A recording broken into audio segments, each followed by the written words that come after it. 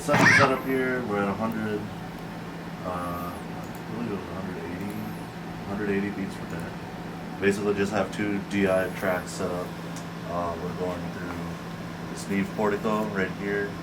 So it has the RNDI built into it. We're looking to capture -6 to -8 decibels on the input when he plays at his loudest, like chugging volume. And for right now, we just have this Gojira archetype plugin on here, just as a reference, and then we'll get to the reamping after. But yeah, let's do another take. I'll count you in. Ready? Yep. 1, 2, 3, 4, 1, 2.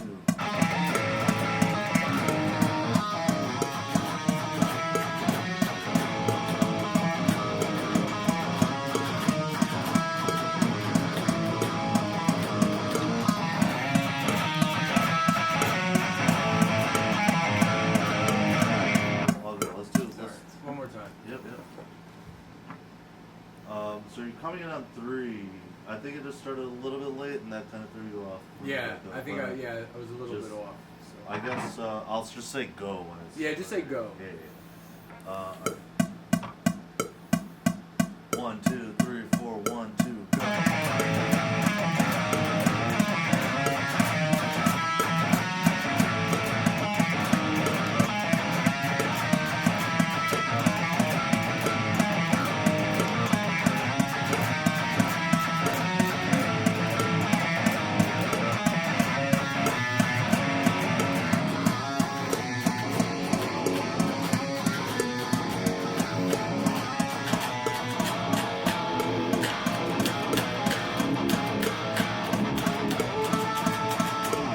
So right now we've tracked 3 takes from front to back. So typically I don't necessarily approach it this way unless they got their parts down and they're tight. Luckily Cameron does. So here we got the guitar DI signal recorded, and this is just edited a little bit. I have the Gojira plugin as a reference for the moment. Also, it's important to note these are DI signals that we captured into the Neve Portico. It's the RNDI input, and we're going to essentially reamp the signal. Straight from his guitar? Straight from the guitar. So we're getting it out of the guitar as an unbalanced signal. And what make and model is this beauty? This is a Music Man Japerchuchi. So signal comes out of the guitar unbalanced into the DI, which balances the signal. Then on Pro Tools, we're just recording the DI signal, and for the moment using this amp as a reference, but the idea is that once these are all edited, we're going to send out the signal out of the reamp box in this corner over here, and that's going to feed into the amp of choice, or the amp that works for the mix. So I'm just going through here. We got everything on a 16th note grid, lining up the hits, making sure the doubles line up with each other so it's a tight, synced double guitar.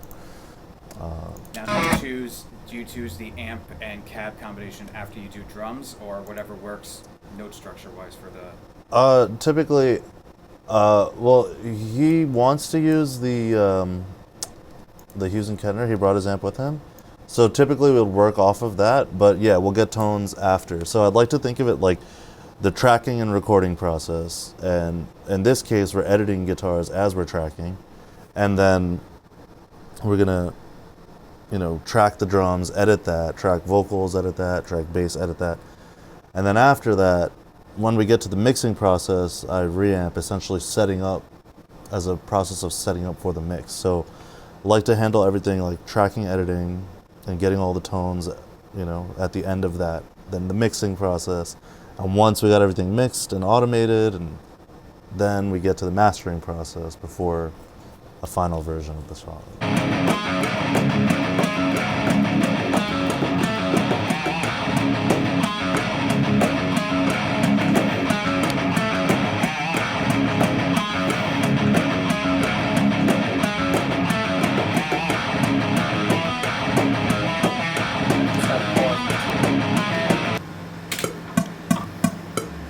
Just at the beginning of the thing, if you can kind of just do like Oh, like da da da da. yeah, like ba ba ba ba da da da. Oh, just come right in after that. Yeah. Okay. Yeah. Okay, we're getting into drums. So this is a PDP X7 maple shell drum kit, and what I like about this is these tom sizes. We got an 8, a 10, and a 16. Now that's not the traditional. The X7 comes with 7 pieces.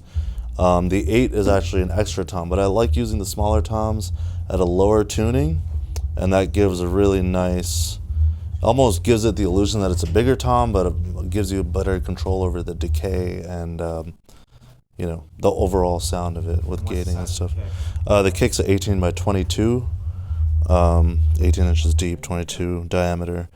And then Greg's getting a couple cymbals over here, and we'll go over mic setup. So Greg's using his own cymbals. In the kick right now, we have a Audix D6, one of these, and it's a great mic. I'm using it mostly for just capturing the signal. I'm going to end up sample replacing the kick, especially in the context of a mix like this.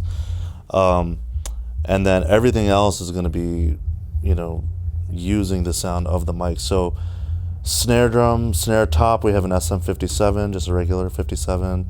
Snare bottom, we have a Beta 57, which has a slightly different frequency response, a little more focus on the highs. I think it works really nicely on snare bottom. This is an interesting mic a buddy of mine lent me. It's a ATX. What is it? Audio Technica ATX. Apparently these are really hard to come by, revered as one of the best tom mics.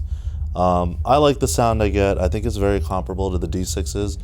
The D6 is not a very traditional mic to put on the toms, but I like the amount of low end you get from these, especially on a floor tom, on a larger drum. The larger diaphragm really assists in that, and it blends nicely with these overheads. So I have a pair of Neumann KM184s for overheads, and there's one last missing piece of the equation, the room mic, but it's like the special edition, whatever. So it's a special edition. The Rhodium edition, U87. So it's all dirty from people doing vocals. I gotta clean it, but got my handy pair of gloves, museum curator gloves that came along with this mic.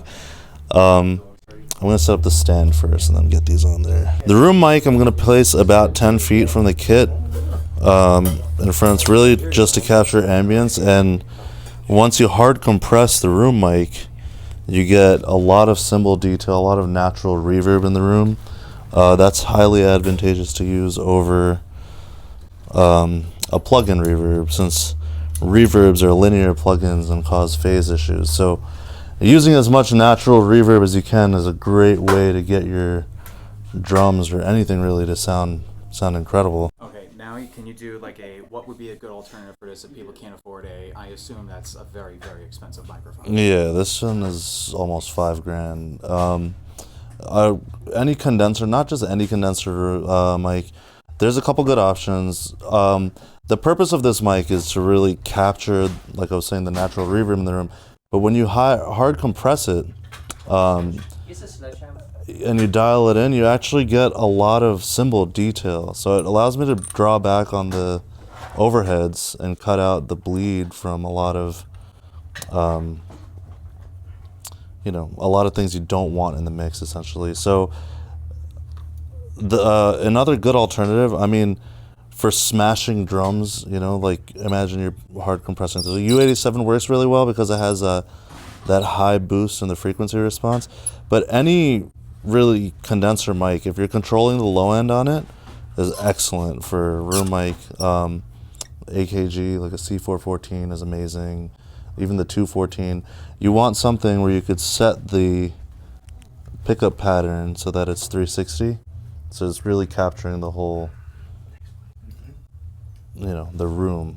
So it's getting both. Right. To It's the front and to the back reflection. well, so also being all around. Right, all around. So there is the cardioid pattern, and then there's also the figure 8 option, which gets strictly the front and back. So all around gets a full 360, which is what I prefer for the room mic. Also, it's important to note on the back there's a low end roll off high pass filter, but I keep it flat and then like to tame it in the box. I almost never use a roll off, honestly, even for vocals or anything. It does sound nice. It has sounded nice, but it has sounded nice in the past. But it's a great. It's great to have the frequencies there if you need it, rather than just not having it from the initial capture. So we're gonna run this into the Neve Portico. There's some compression on there also, which is nice. It's an opto compressor. So that's right here. This is the Neve. So I'm gonna run just a light compression going in, and that'll give it a really nice balance sound going into the mix. For the overheads, we're running into these Neve Shelford channels. So overhead left, overhead right. I'm gonna turn off the EQs. So essentially we're just gonna be using the preamp section for these. They're Class A preamps. They're gonna sound really good on the overheads and with Neumanns especially.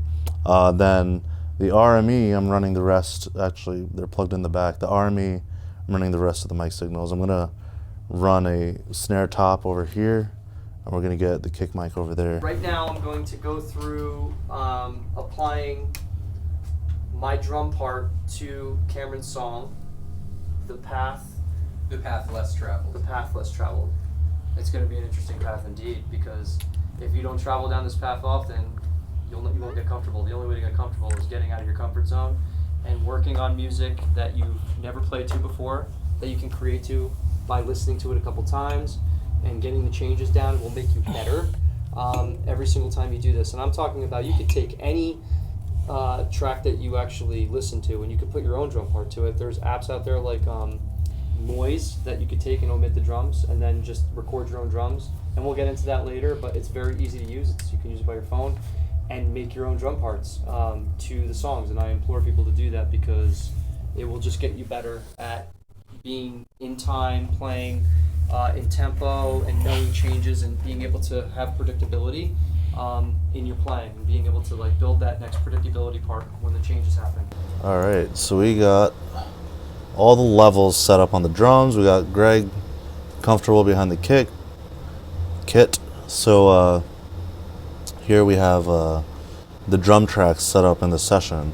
So in this case, we have 9 tracks: kick, snare top, snare bottom, tom 1, tom 2, tom 3, overhead left, overhead right, and room.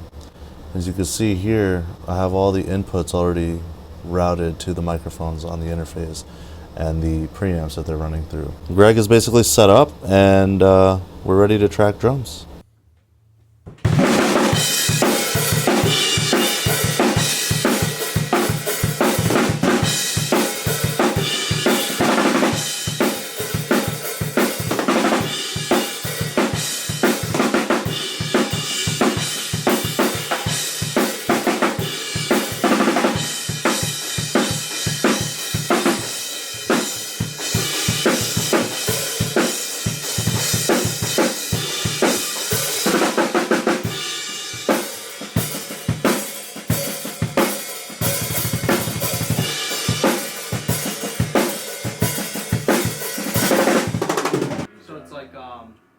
It holds out, and then when it comes in, the next part comes in on the downbeat. So just go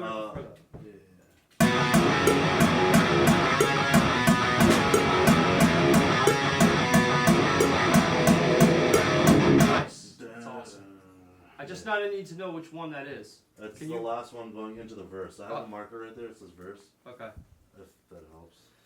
Or this right after this green thing. So you'll see that's the held out note right there. I'll keep it going. Yeah. No, one more time. Go to the top. Yeah, from top.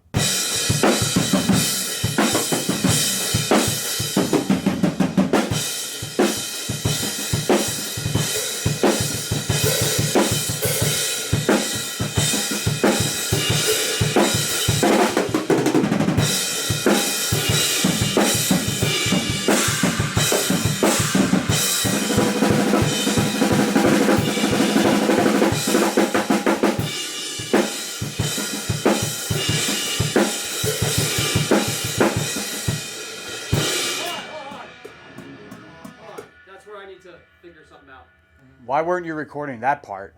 Well, yeah. I mean, we're just gonna do a take from the top. I'm just making sure he has a structure That down. part. And then Okay. he's So gonna do you want it to hang, or do you want it to play through it and then the I stop? want it to hang. You want it to hang, so like on band. What riff is that? Band.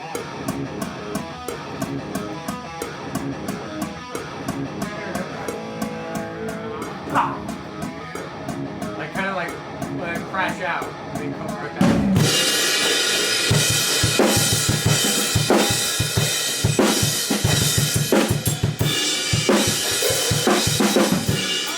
That's drum fill there. goes back into that. Drum fill is that in that one? Not that one. No, it's in this other one. Next one coming up. It's the next one coming up. Okay. Yeah. All right. Keep it going. Yeah. So half the length also. So that's your fill, right? Because that's the third. That's the third verse we're going into, right? Yeah. Yeah. So that's So that's going to be the big fill.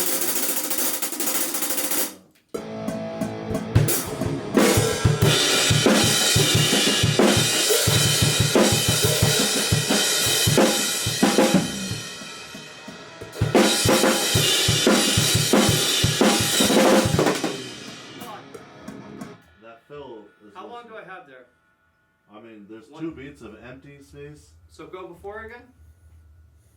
Yeah, he's in add a fill right. There's 2 beats.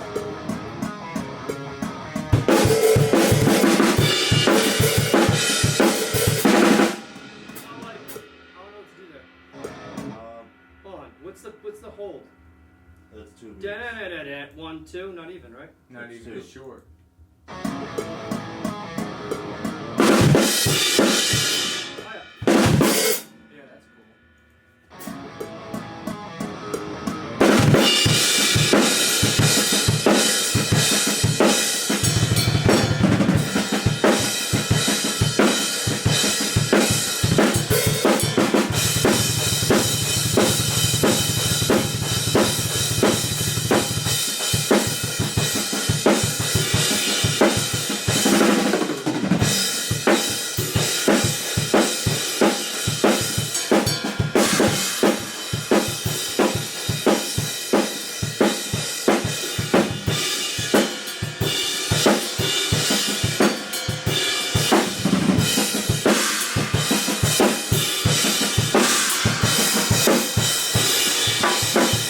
But yeah, there's 5 takes. You're killing it over here.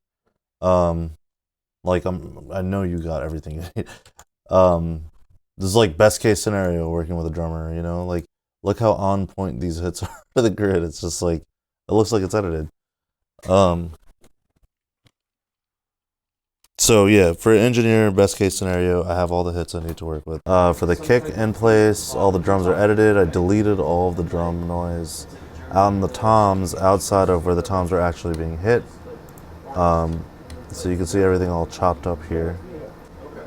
And what I'm gonna do now is essentially set up a mix, a pre-mix that I'm gonna feed into hardware, the Neve Shelford, specifically these two.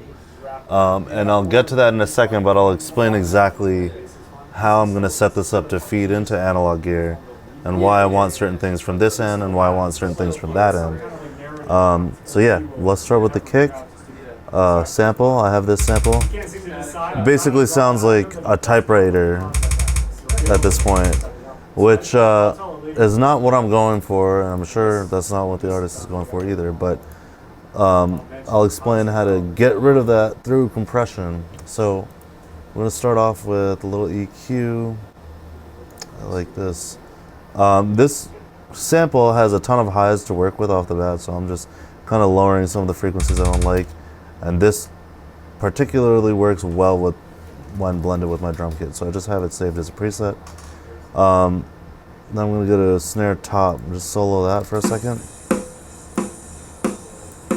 Now here, Greg here, Greg has plenty of attack on the snare, right? So one thing I typically like is adding a couple decibels of 8K. We're talking about snare top microphone. So So let's start with 4.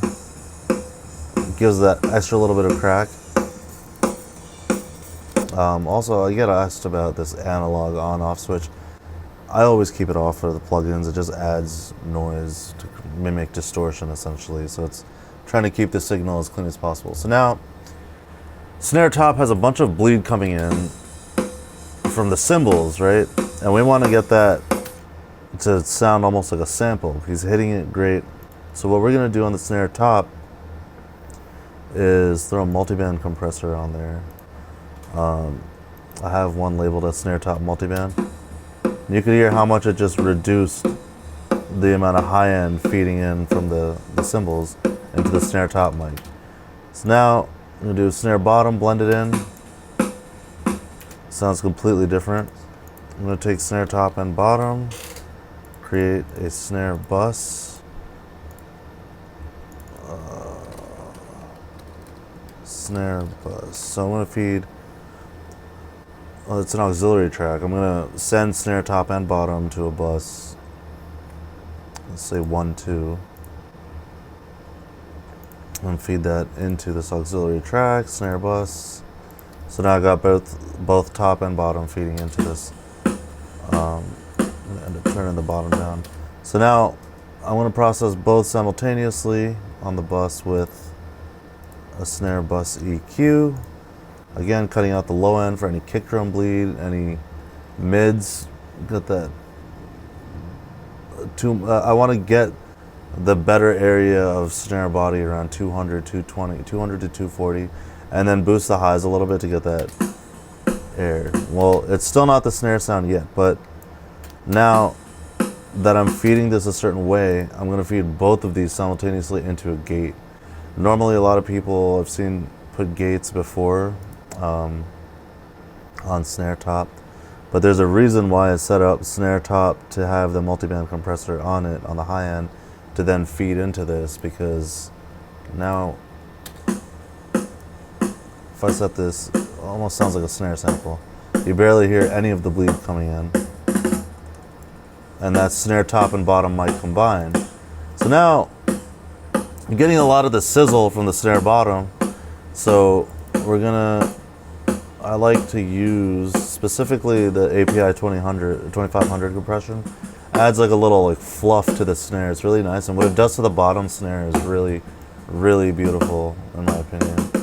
I'm shooting for around 6 decibels of compression. Increase the attack to 0.3. I'm gonna set the release to like around 1.3. So you could hear without.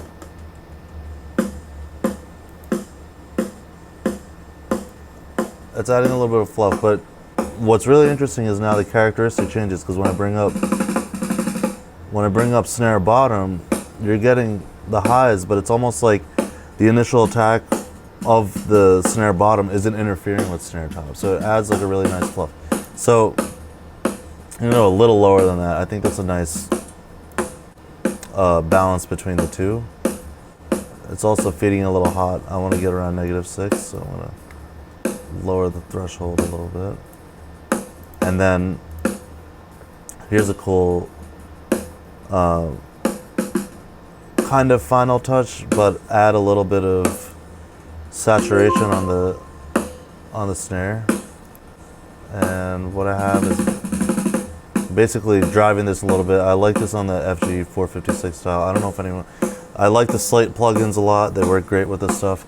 So what I'm going to do after this, there's one more step to this, is go to the Slate virtual mix rack, and I want to bring up the vintage 1176 channel.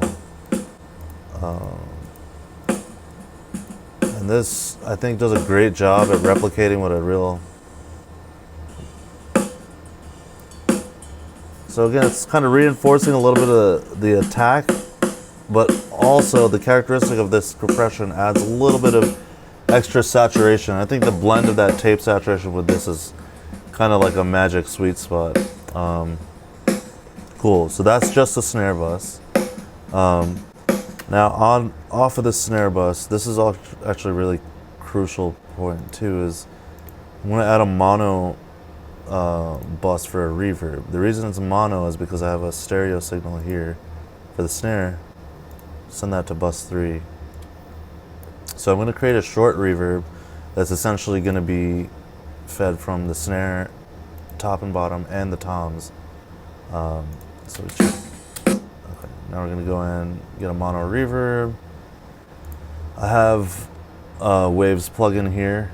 And what I'm going to do is I'm going to load an impulse response. So I have a couple of these samples I had a guy take, and essentially, let's check out like a snare plate. I mean, that would work well.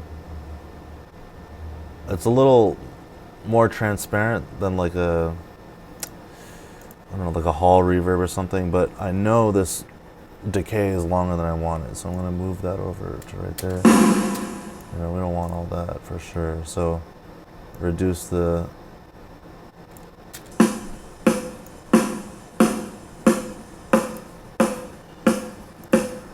now there's a purpose to this snare, this reverb. I need it very light because when I feed this into the analog gear, it's going to be part of the snare sound when I use compression on that end. So let's just leave that for now. Let's go to the toms. I have them panned a little bit according to drummer perspective. So I'm going to feed the toms. I'm going to create a toms bus. Let's go to a section where we have some toms.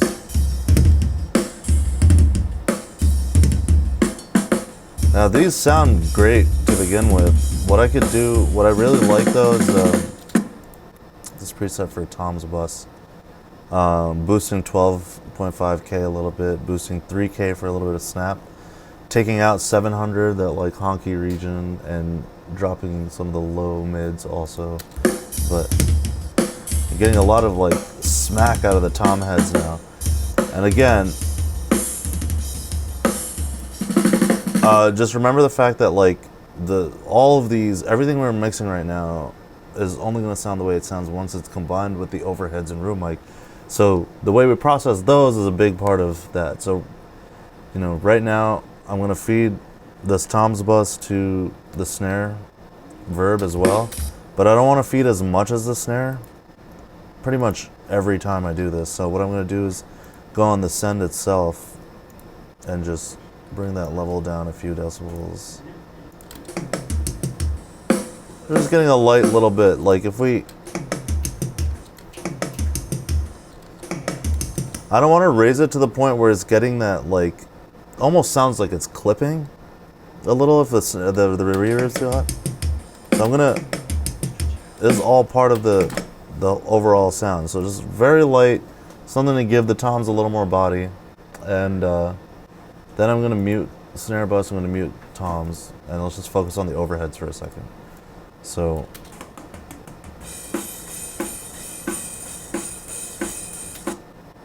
now, again, just like the others, we're going to create an overhead bus.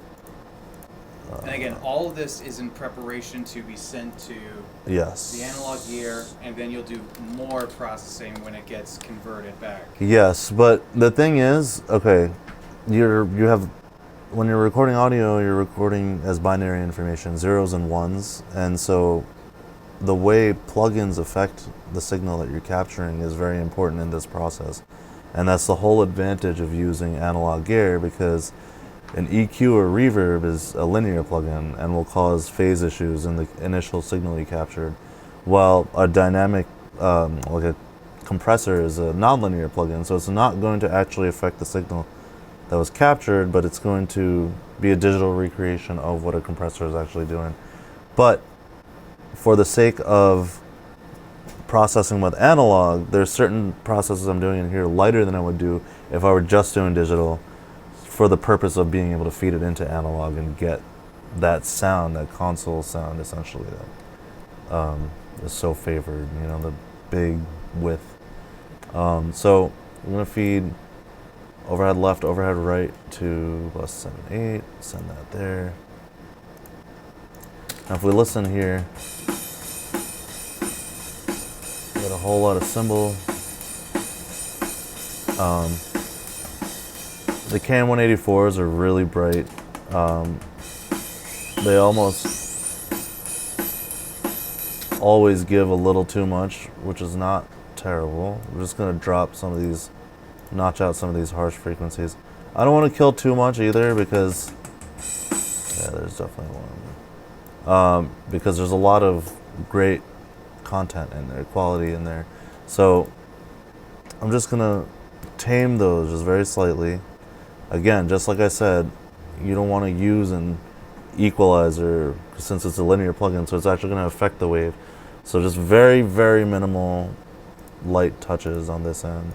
Then I have an overhead preset for my overheads, where I'm essentially cutting out the low end, reducing the kick bleed, again taming that high end harshness a little bit.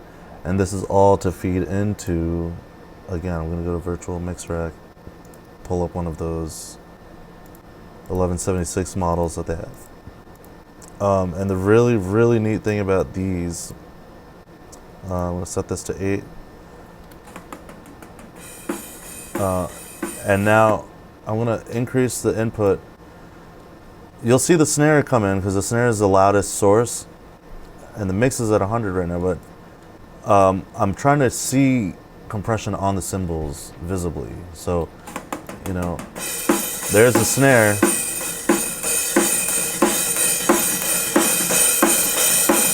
And it sounds ridiculous. We don't want all of that, obviously. But the reason it's compressed like that now is so that I could take this mix knob and just dial it back. I'm essentially running parallel compression on the overhead bus with an 1176. So as we dial that back, it's bringing out so much cymbal. I could turn it down. It's also, if you listen to what it's doing to the snare drum, as I bring in that,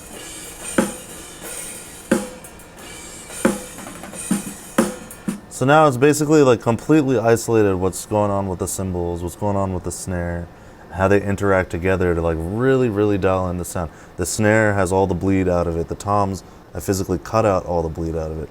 So we're getting the cleanest, essentially like almost sounds as if you were to have programmed it on a drum machine with real cymbals, which is essentially mixing wise like the goal to get the cleanest end result. So we got the overheads in a decent spot. Now room mic, this is a really fun one, especially with the U87. So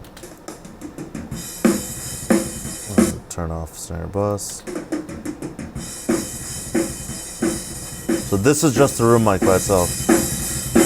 You hear a lot of low end coming in from the kick drum. So again, we're going to reduce some of that.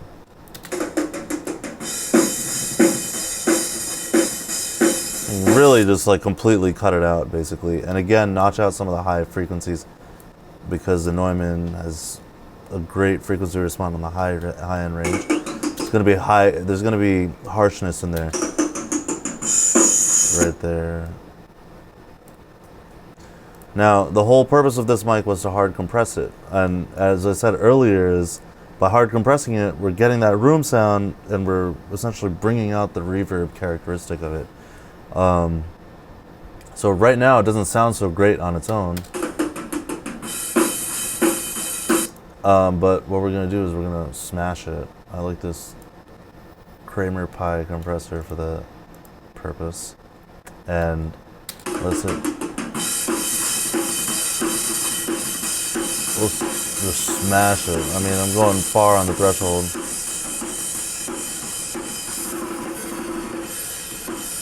You know, it sounds like it's inside of a church right now, but it's in a pretty dead room, actually. So I'm going to bring that down, all the way down. I'm going to unmute the kick sample, the snare, tom's bus, and overheads. And as I have this all set up, I'm going to slowly raise the room mic, the compress.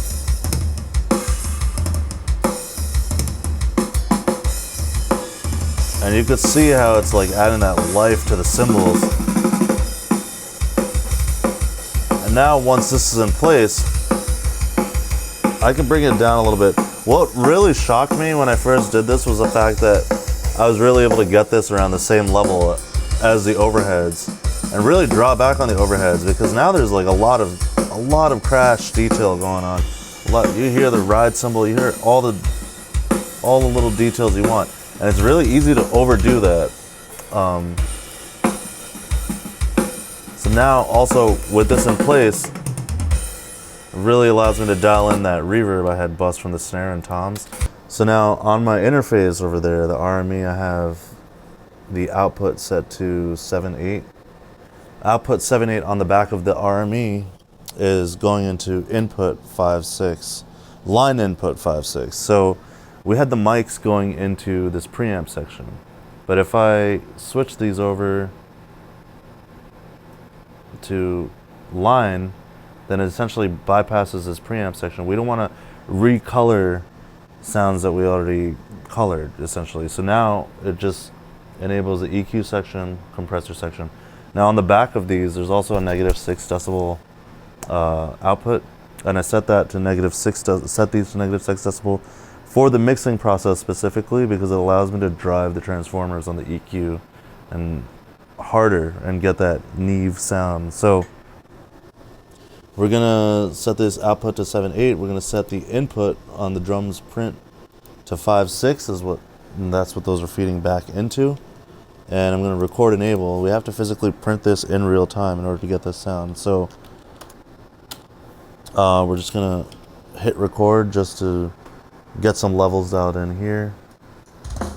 There you go. So now we're feeding into the Neves. Decent amount of level, not too hot. I need a little bit of headroom on this end. So we're gonna start off like this high pass filter. I'm just gonna go like a notch or two on that. Enable that. I like the sound of, okay, I have the sidechain activated, I'm gonna unactivate that. I like the sound of setting compression on these first. These are diode bridge compressors, so there's a certain characteristic to that. To change what's hitting the signal first, you have this pre-EQ button.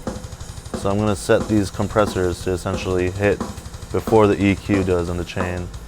And as I bring this in, I got medium fast. I'm gonna set the blend on these to 100%. As I hit this, you can see right now this is the level. If I hit that, you'll see the amount of decibels of compression. So I'm gonna dial that back a little bit and get about 3 decibels. We're going very light again because this is the entire drum kit we're talking about. Let's see what the level's like. I have some headroom, so I want to boost the gain here, get a little bit of that juice. Okay, now we're gonna feed this into the EQ. EQ, this is a graphic equalizer, so we're gonna set this to, it's parametric, it's fixed parametric, that's the correct term. I'm gonna set the low end to 60. I'm gonna set the high mids to 3.5 for that crack range, and I'm gonna set the highs to 16.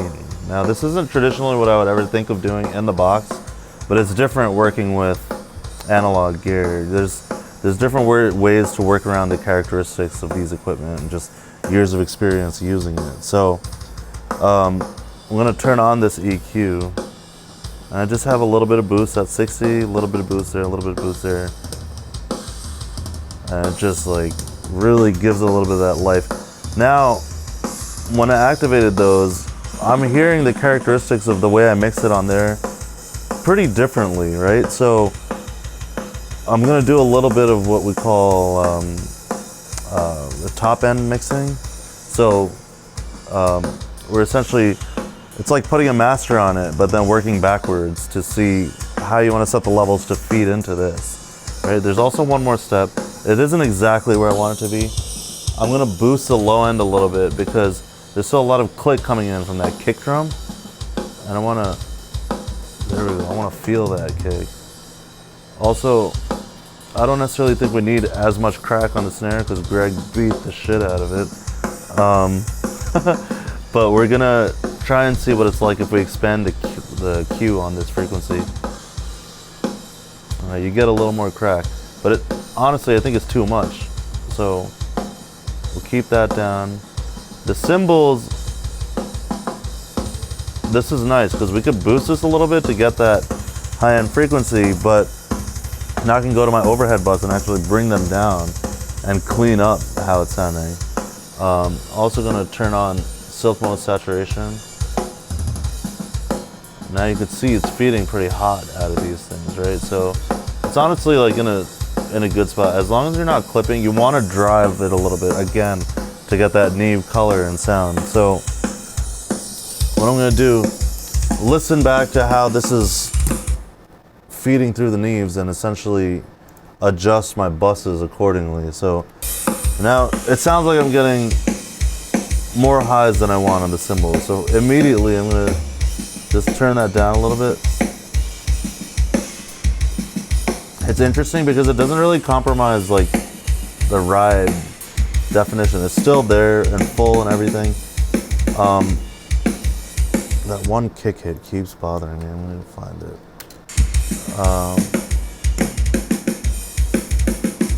There it is.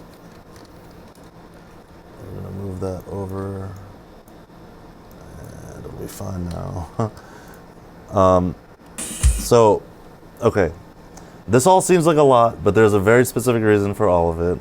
Still just dialing in these levels a little bit. Could bring the kick down a little bit.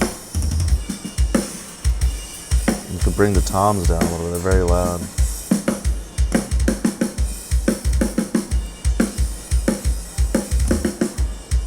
And honestly, I think snare bottom has a little bit too much going. Mess with that snare reverb. The compression on the yeah, see, the compression on the analog end, really, we're kind of utilizing that to bring out the snare reverb as well and the snare sound. So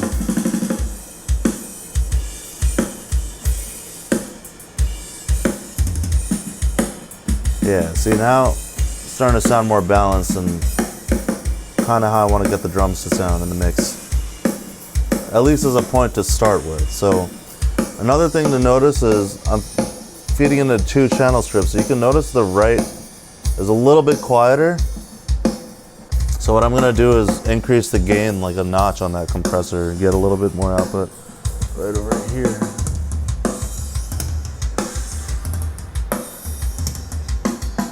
Honestly, bring these toms just down a hair. And we're still running plug-in tone for the guitars. Right. And immediately, it's just, the sound is like, I can't wait. you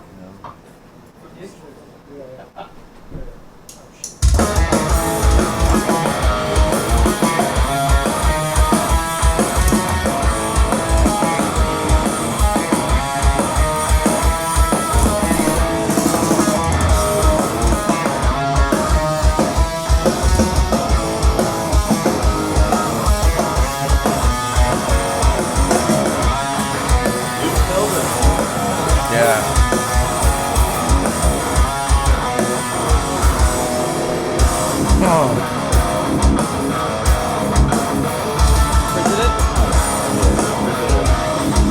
Fuck yeah, It's man. still sticking out, but we're gonna tame all of that. Okay. Basically set it up so they have full control of it.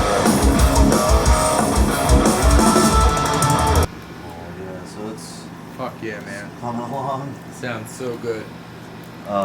And this is still just Yeah. setting it up to feed into that final mix, but essentially just make it so easy at the end result, at the end of the process, that like we could tame it and like change the tones and do Right. whatever we need to get Right. it to sound exactly how it needs to sound.